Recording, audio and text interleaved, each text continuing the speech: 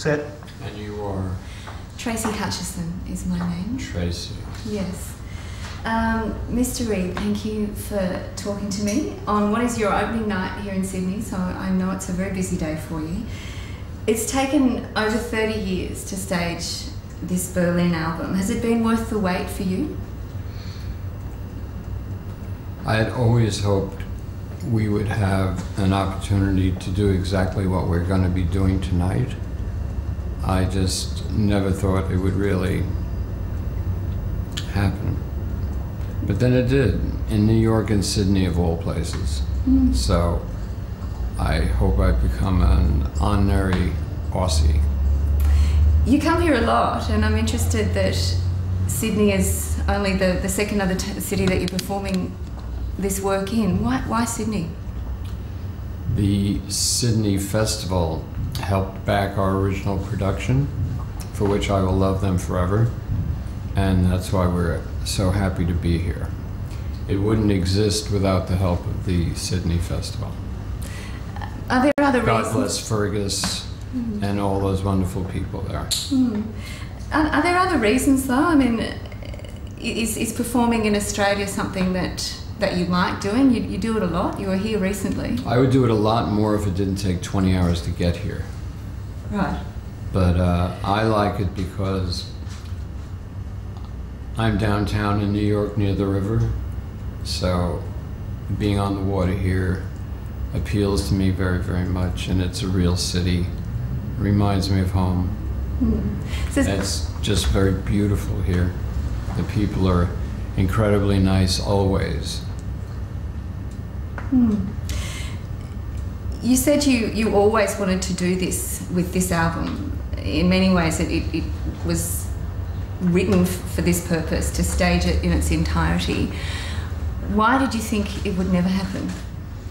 I'm sorry, I have to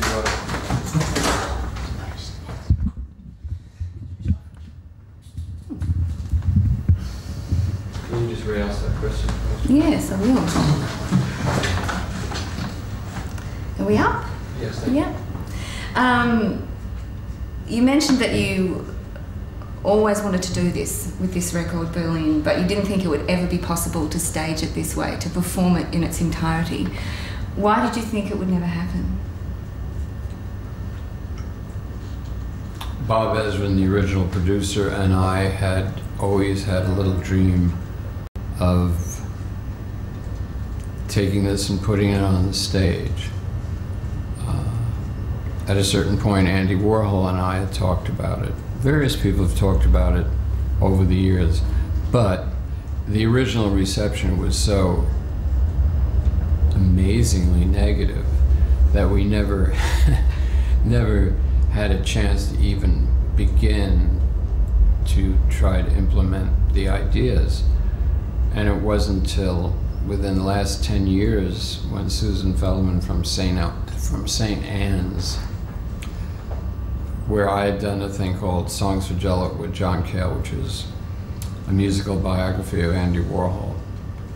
And she would always say, why don't we stage Berlin? And at this point, I never wanted to talk about it again. And I considered it impossible. And I told her that. But she would always keep asking. And one day, I had been talking to my friend Julian Schnabel, and he said he wanted to make a movie of it. I said, well, it's funny you're saying that because Susan Feldman's been saying, why don't you stage it at St. Anne's? And I figured, well, why not? So I told her, okay, fine. We'll stage it at St. Anne's. You talked about the amazingly negative response to this album when it came out. I think the most depressing record ever made was one of the assessments of it from my readings. You have always maintained that it didn't... Well, when someone says the most depressing record ever made, if I took this ignorant person to see Hamlet, what might he think of the end? True enough point. Macbeth. Yeah. Should I keep going? Streetcar Named Desire. Yes. It's just so stupid that you actually have to laugh when you have to listen to someone that ignorant. It had an impact on you though, because it made you decide you didn't. It had an impact on me only in the sense we didn't get a chance to stage anything because some people listen to people like that. It's the real world out there. I'm just saying I can't argue with an idiot. It's like talking to a squirrel. It is, Berlin is an exploration though of the darker shades of life, and in many ways is a commentary. What do you think about Othello? The same thing. I mean, you know, I think... Duh. Yeah, precisely. Gee, what do you think? Othello gets jealous, huh? Yeah. Do you think real people in real life get jealous? Yeah, so that's what it's about. So, you know, this... I just am sick. You know, I was sick of it then, and I don't want to get into it now about is it depressing, is it this, is it that. It's like, you know, I don't want to have to cite Tennessee Williams to you. I don't want to have to cite Shakespeare to you, okay? I was saying that as a commentary on modern life, it's actually, you know, it's a beautiful observation. That is life, and it's as potent now as I guess it was 30 years ago. It's just listening to it now. You know, you wouldn't. I don't think audiences will actually respond the same way. You know, if this was the new Lou Reed record, never know. Yeah, it's interesting though. So, like a song like "Man of Good Fortune," for example. If someone presented that to me and said, this is the new Lou Reed single, I would think, oh, well, this is a commentary on modern America. And it's an interesting thing to kind of observe that 30 years ago it seemed so bold and so dark and people didn't want to know. But in fact, as a narrative and observation of modern life, it's what life is. And I love you. I love you, Tracy. Thank you. But it's true. You know, life is not all about sugar-coated lollies. Life is often very hard to take for a lot of people. So, show me a man that's never been jealous, or a woman. Well, there you have it. I'm glad you completed that equation for me. Yes, I'm glad I got you. So we don't get letters from people saying, "Why did you leave out, you know, people who like goats?" I'm glad I got the opportunity.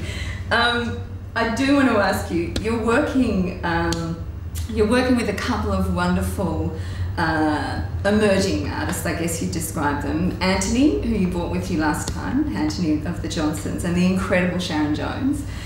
What is it about those two artists that made you want to work with them on this piece? Well, when we started thinking about staging this, I'd always wanted Anthony in any capacity, simply because I love the way Anthony sings and writes.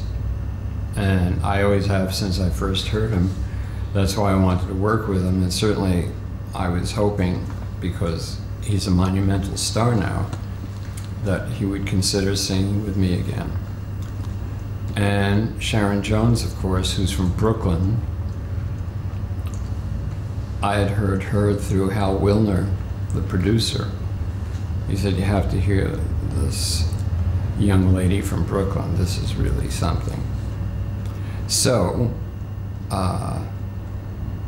we need background singers. I don't like calling them background singers, but for lack of another word. And it was an easy call. It was just, were they available? The fact that they're here doing this is amazing to me. I could listen to them all night. Absolutely. I can't imagine that they wouldn't be available when Lou Reed phones up and says, hey, do you want to come to Australia and sing BVs with me on the production of Berlin? Okay. Well, you can just say, Lou knocked on wood, your lips to God's ears, they say. Is part of the motivation for working with artists like that about bringing something new to a record like this, or is it just about you wanting to work with the best possible people that you've got available to you at the moment? I want to work with people that I love listening to. I want to work always with the best people. And believe me, that's the fun part. Working with someone who is not that good is not fun. I guess you've had plenty of... It's like driving a car that's missing a tire.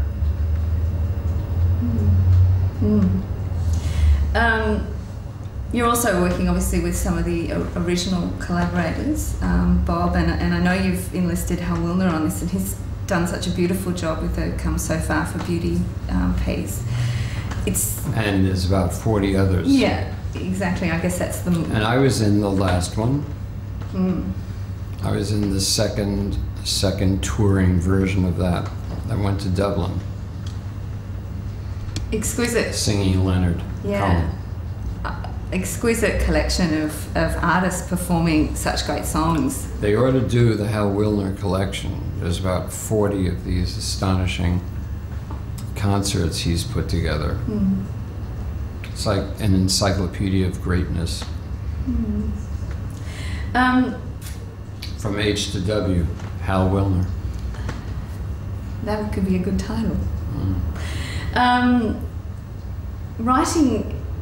Songwriting and writing of any kind is a fairly lonely craft. You spend a lot of time in your head with that sort of occupation. Is that one of the things that attracts you most to it? Well, there's no choice with this, you know. I've never been successful at group writing. I mean, I've collaborated on occasion, but it's usually the other person's doing the music or something. You start collaborating with someone where you're sharing the lyrics, someone might kill the other person. Having said that, I'm easy.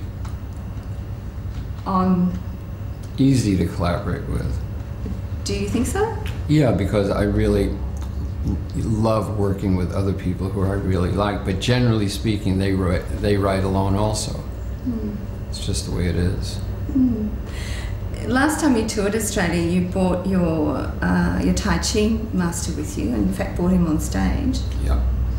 I'm really interested. I was actually studying with his teacher's son today. It's been... Chen Chao Wang, 14th generation Chen Tai Chi, and his son Ping. We were working out today. It's been really important to you, the Tai Chi, hasn't it? What brought you to that? What led you to it? It's too complicated to go into, but I always wanted to do an exercise that was good for something besides being exercise. I mean, if being an auto mechanic was actually healthy for you, maybe I'd have done that. It's a combination, though, of the physical and the mental, though. And the spiritual, it's everything. Which in many ways, what writing is about too. I'm just interested that you've kind of married those two things together. You spend a lot of time in your head writing, and this, I guess, allows you to spend some time getting away from that. If you say so. I do yoga, so I guess that's how I kind of get out of my busy head sometimes, so I wondered whether or not that was an attraction for you. It's that it's beautiful. A beautiful thing to perform. A beautiful thing to do in every conceivable way.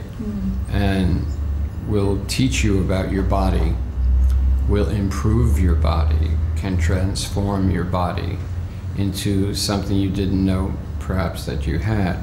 The fact that it goes back hundreds and hundreds and hundreds of years. These people were very smart, and they put together this system that was good for health and also to protect yourself. I know. Very interesting, and you can do it till you're 112. I know but it's not just the old people in the park. There's power in this. They call it Faji. I'm going to skip to something because I'm just saying, most people think of Tai Chi, they think of very old, very slow. Not this system, which is the first system.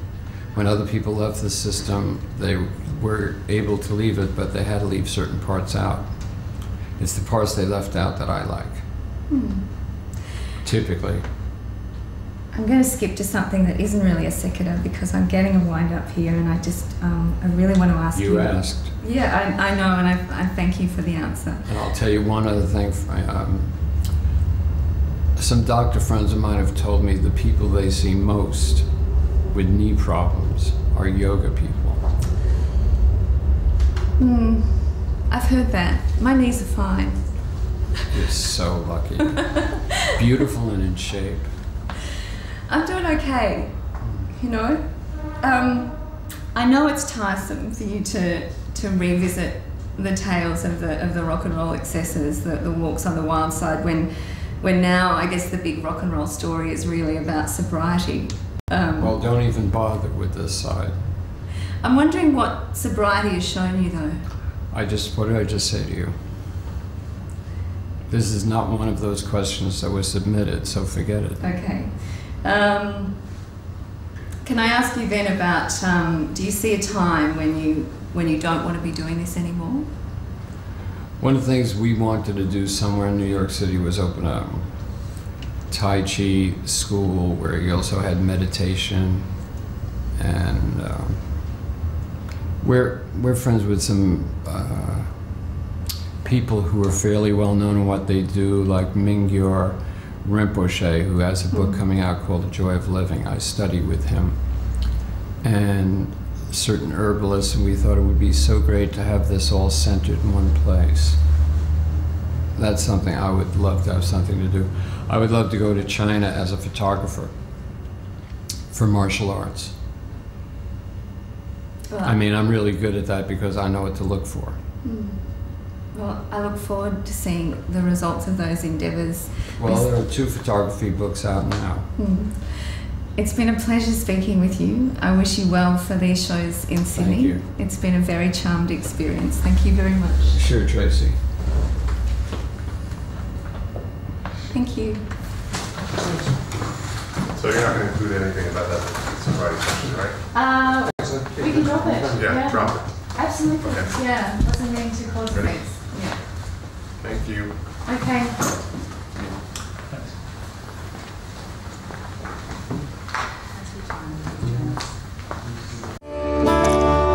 And I said,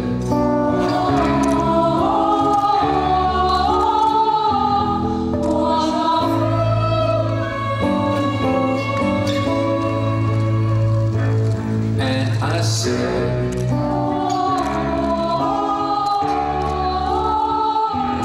what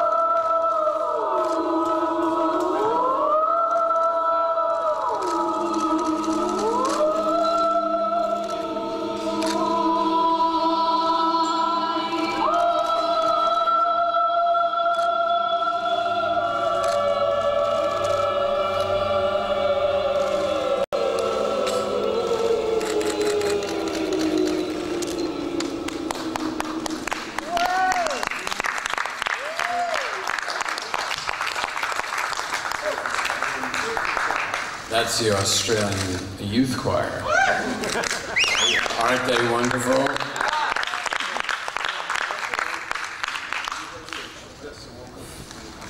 Where are we up to, Rupert? Do you want to just practice the walk-off with the strings and horns?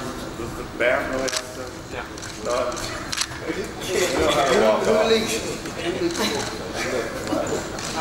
Okay, is there anyone tune, before we get to this, anyone tune, anyone that wants to run over for any reason? Is everybody okay? Okay? Now's the time to say something. Okay. Then, if you want, we could practice that, or we could try Sweet Jane with Sharon, see how we do. Or we could do the actual walk-up and come back on. Who's in charge of Lou, let's try everyone coming off just to check we're not going to spoon it. Blah, blah, blah, blah, blah. Thank you. From the bottom of my New York heart, I thank you. And I know Brooklyn thanks you. Chelsea thanks you.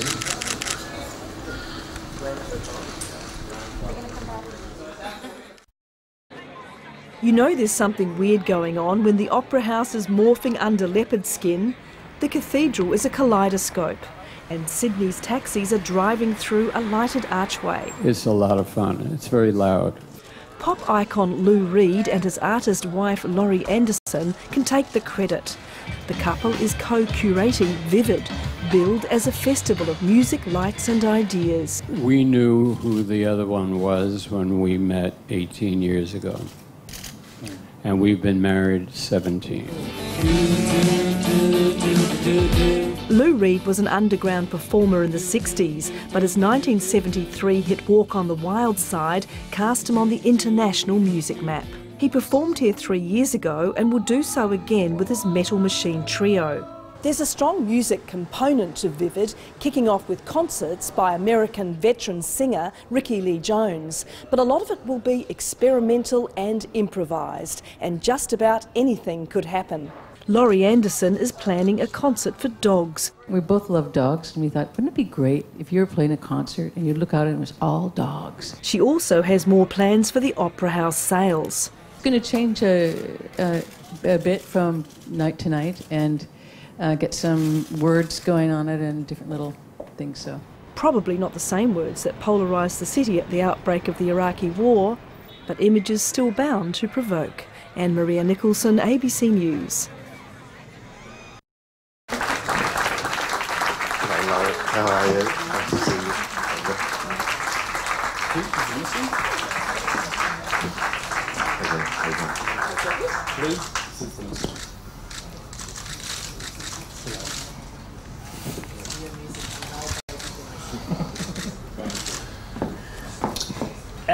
Thank you very much. Well, look, I'm just going to kick off by asking you... Daily. It was so much fun to work on that project because wrapping images around a three-dimensional surface is something I do a lot in my own shows, but never on a scale like this. So it's been a thrill. It's going to change a bit from night to night and get some words going on it and different little things. So it's been fun. Great. Lou, if I might ask you a question about Metal Machine Trio. The last time you were here in 2007 was with Berlin, which was a piece that obviously was rehearsed within an extraordinary degree. It was a very, very precise piece. Now, with Metal Machine Trio, it comes from a tradition of improvisation.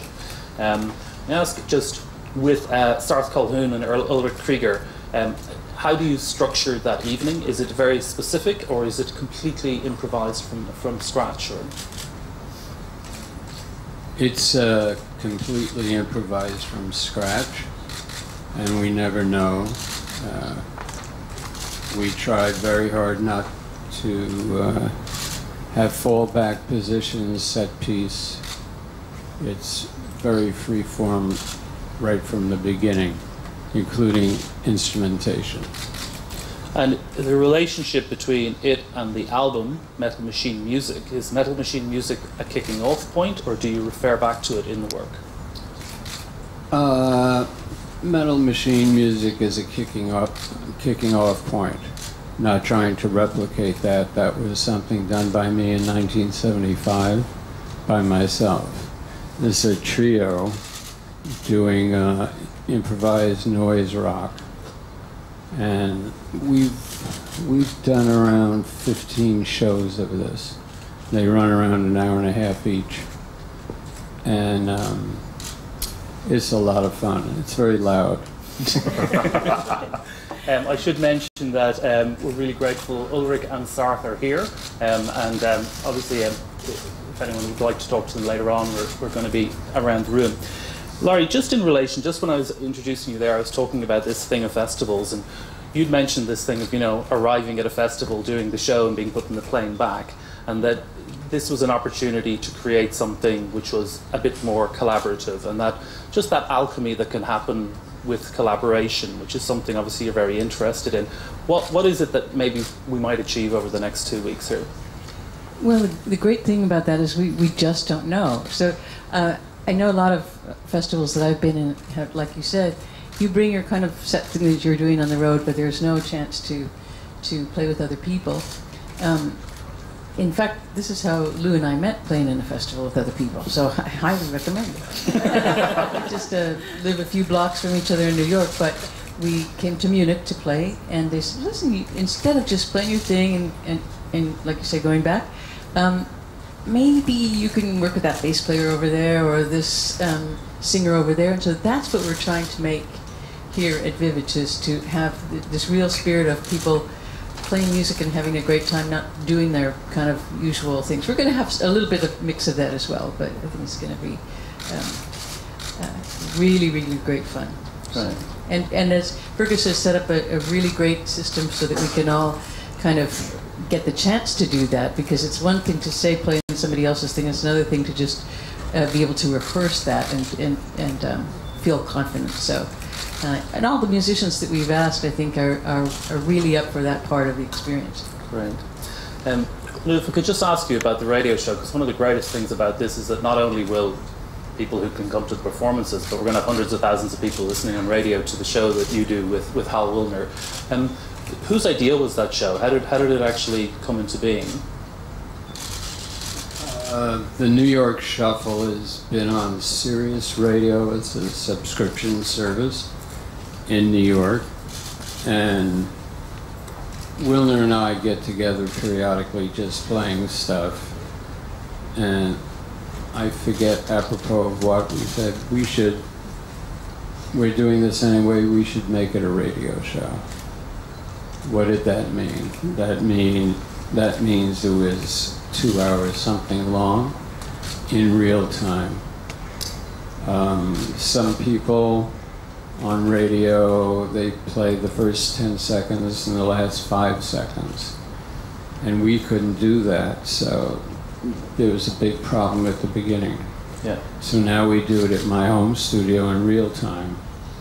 And we just thought it'd be great to play music for people that maybe they hadn't heard. Especially Wilner, who's an encyclopedia. And now we brought it here. We hope we'll do the same thing for you. Right. Just, I might just open this up to the floor a little bit. So Sasha Collar from ABC Radio National. Just a couple of questions, if you don't mind. Just to Lou about Metal Machine Music. When you released that album in '75, it was a real sort of departure from traditional musical form that you've been doing. Some people didn't get it. I just wondered what was on your mind at that time, how you came up with that concept and what it actually meant. And just off the back of that, your next album, Coney Island Baby, in conversation with Metal Machine Music, is again completely different. And your last sort of record for RCA, if you wouldn't just mind saying a couple of words about that for your person. So it's really about Metal Machine Music into Coney Island Baby. Yeah, if you don't mind. Coney Island Baby was... They said I could do that if I promised I didn't do Son of Metal Machine. contrary to belief, Metal Machine was not done to get out of a contract with anyone. It was, I really like guitars and feedback, that's all. But it wasn't really labeled that way, so people thought it would have vocals and songs, and it didn't. So it was taken off the market in 3 weeks. Never to be seen or heard from again, except as a bootleg underground till 2000, when all of a sudden someone got the original tapes and put out a 25th anniversary. Pretty funny. And just Coney Island, I'm a huge fan of that place. I mean, is that a special place for you? Laurie and I are the king and queen of the Mermaid Parade in Coney Island this year. Was that album sort of a tribute to Coney Island at all in some part? Coney Island is one of my favorite places in the world. And I think everyone has got to write at least one song called Coney Island. Great, just mine us. Catherine Robinson from Music Feeds. I'm just wondering, I've got a 4-month-old puppy at home. Is there an age restriction for your dog music? So the question is that as a 4-month-old puppy, can they come along to Music for Dogs?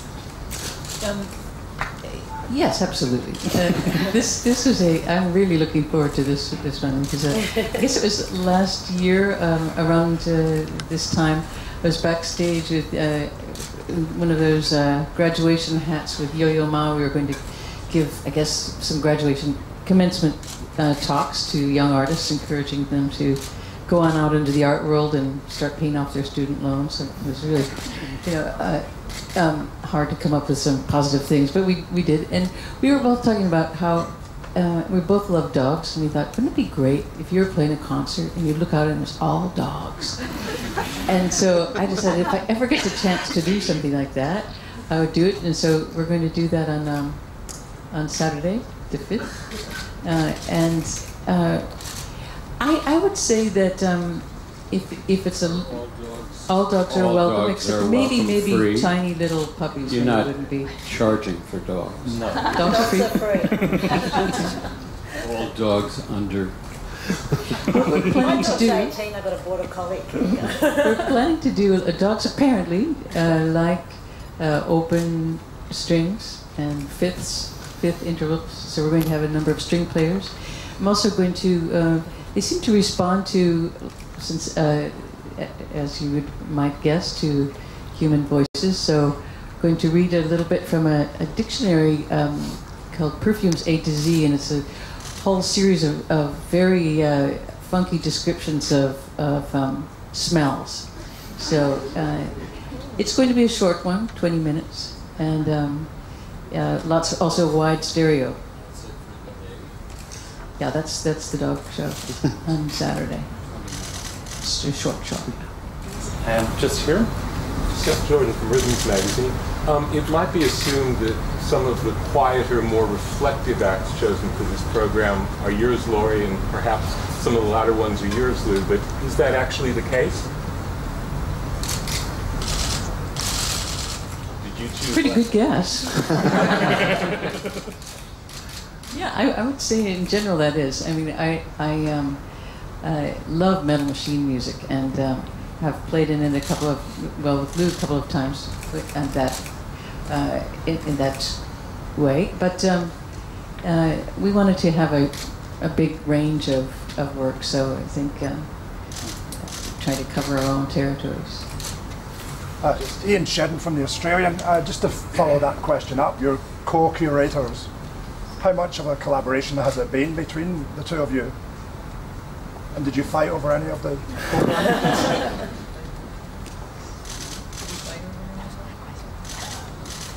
No, I think we have we agree on pretty much everything in terms of musicians, and just here. Yes, Laurie, can I ask you specifically, the character, sorry, my name is Graham Reed from New Zealand, the character Fenway that you have invented, what does that character allow you to do Fenway. Yeah. Fenway, yeah. Fenway. This is a character called Fenway Bergamot. Yeah. What does that character allow you to do as like a persona that you hadn't been able to do previously? This is an electronic filter that I've used since the late 70s, and it drops the voice down to there, which I can't do without losing it. And I invented it as a kind of alter ego because, you know, you just get sick of the sound of your own voice after a while, just nattering on, you know. And it also is a way to invent a character who can, I guess, talk a little bit more like what's moving through your mind at the moment, instead of. So it's a very jump cut style, inspired by William Burroughs and Herman Melville too, who was able to jump from topic to topic, sentence by sentence. So that's and I suppose also just to get out of my own point of view, which is artist, New Yorker, woman. And so I thought, well, what if I could really try to see the world in a different way? And if you have a seriously altered voice, you just tend to say things and see things too differently. So that's why. I'll just ask here, there was a hand up just here, Anne-Marie. Hi, Anne-Marie Nicholson, ABC TV. A lot of people have a lot of trouble being married together. I wonder how you two find it being married and working together.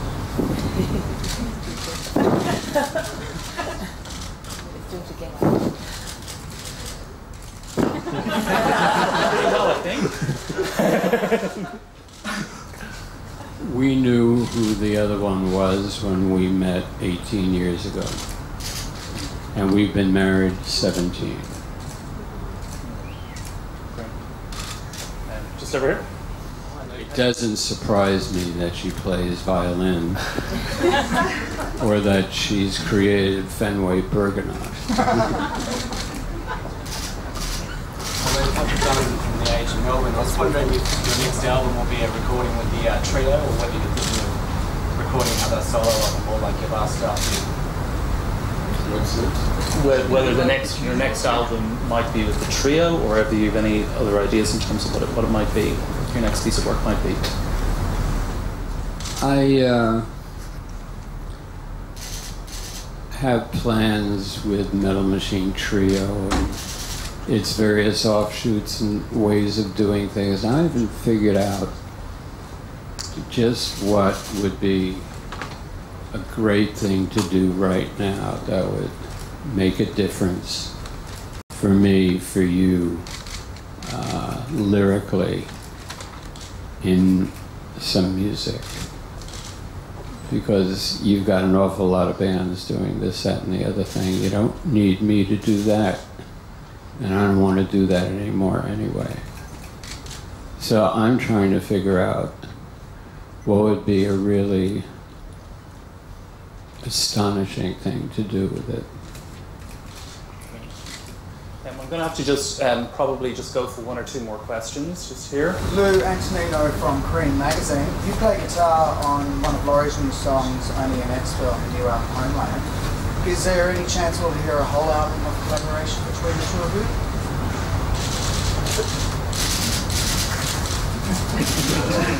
Good idea. I personally think little bitty things together, but not a whole thing. I think Laurie does what she does, I do what I do, and when they cross each other, that's a really good thing, but it shouldn't be what we do. She still has this, and I'm somewhere around here. Just beside her. Lou and Laurie collectively, Matt King from 99.3 Sydney, you've both been on each other's records.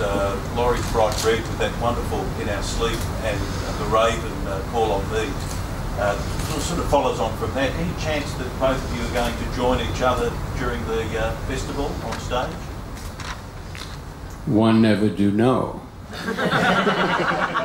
We're here 2 weeks. And we're here to play. It's hard to believe we're not going to cross-pollinate in public. Okay, I'm just going to do this one and that one then. Just over here. Hi, Sean Rubenstein Dunlop from ABC Radio as well. I'm just wondering what attracted you to come here to work on this festival, and what your hopes are for what effect on Sydney this sort of selection of artists that perhaps aren't that well known to the broader populace will have.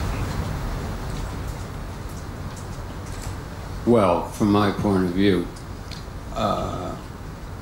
I thought this is a great opportunity to have fun, come over, play stuff that we really like, with musicians we really like, show movies we really like that maybe you haven't gotten a chance to see, but we have. And here's a wonderful opportunity with really great technical availability to show some stuff you might not know about, and that might be really great fun for you. And the fun for us is putting it together. Everything in here is something we really, really like. That's why it's here. Another reason is the freedom that Fergus has given us to be really comprehensive, do Tai Chi outside and do all sorts of other types of events that involve people just passing by kind of going, what's that? So I love the excitement of a port city, and there's something about a lot of people down by the water and doing stuff that's so exciting. So that was my inspiration in coming here. Especially at 5 in the morning. Yeah. This is our last one just here. Sorry? Was there one more question there? Well, there's one more thing I wanted to add. We brought a martial arts instructor with us, and we're going to give free lessons every day for X number of days. I'll be there. One of the guys from Metal Machine Trio studies with me, with this teacher, Ren Guangyi. And we're going to show you some stuff, and if you want to learn it, it's our pleasure to show it to you. Along with that is a couple of martial arts movies that we're seeing how they play out here. So it's a night of music for dogs, soft music, and martial arts. Okay, on that note, can I thank everyone for their questions and thank the Minister. Richard just So sent. we're just going to hold on stage here for some photographs briefly as a group. Otherwise, thank you all very much for coming. Great. Thank you.